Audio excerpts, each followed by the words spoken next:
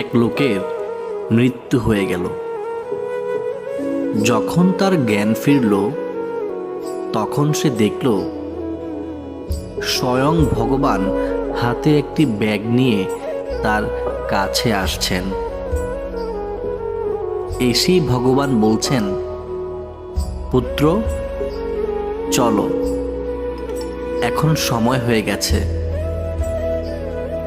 আশ্চর্যজনক হয়ে লোকটি বলল, এখন? এত তাড়াতাড়ি? এখনো তো আমাকে অনেক কর্ম করতে হবে। আমি ক্ষমা চাইছি ভগবান, এখনো আমার যাওয়ার সময় হয়নি। তবে আপনার এই ব্যাগে কি আছে? ভগবান বললেন, তোমার জিনিস। লোকটি বলল, আমার জিনিস? তার মানে আমার বস্তু, আমার কাপড়, আমার ধন দৌলত, তাই তো ভগবান? ভগবান বললেন,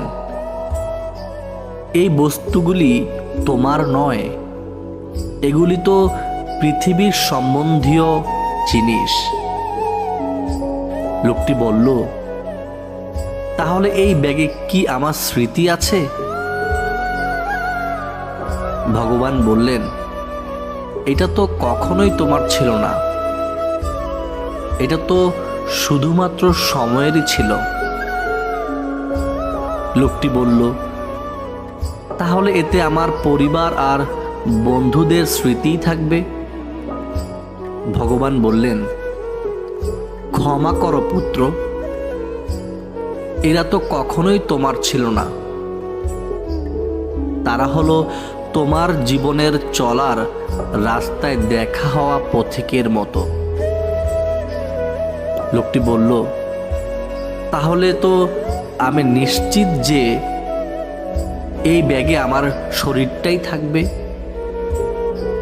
ভগবান বললেন, এটা তো তোমার হতেই পারে না,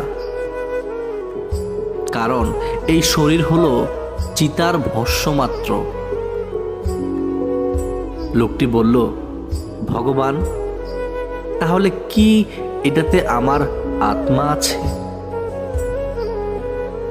ভগবান বললেন, না, এটা তো আমার।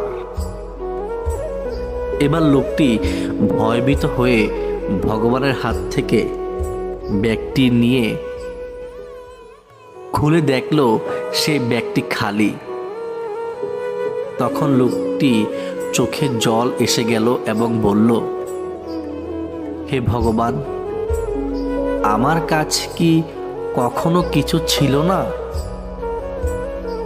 তখন ভগবান বললেন, হ্যাঁ, এটাই সত্য। প্রত্যেক মুহূর্ত যেটা তুমি বেঁচে ছিলে, আজ জীবিত ছিলে, নিজের জীবন নিজের মতন করে বেঁচেছিলে। জীবনটা হচ্ছে ক্ষণিকের, এবং সেই ক্ষণ বা মুহূর্তটাই শুধু তোমার ছিল। এছাড়া এই জগতে তোমার বলে কিছুই নেই।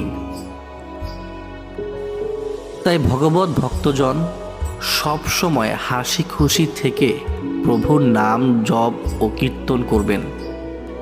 এইটাই একমাত্র কথা যেটা খুব গুরুত্ব রাখে। ভৌতিক বস্তু আর যে জিনিসের জন্য আপনি দিনরাত লড়াই করছেন, পরিশ্রম করছেন, আপনি এখান থেকে কিছুই নিয়ে যেতে পারবেন না।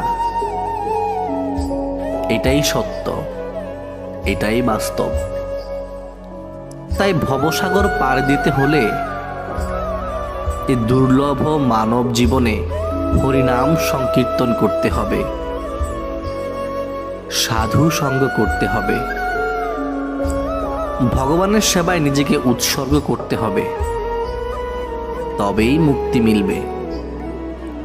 হরিনাম ব্যতীত উদ্ধারের আর কোনো পথ নেই। হরে কৃষ্ণ কৃষ্ণ কৃষ্ণ হরে হরে, হরে রাম রাম রাম হরে হরে, নারায়ণ নারায়ণ। ভিডিওটি ভালো লেগে থাকলে শেয়ার করে দিবেন।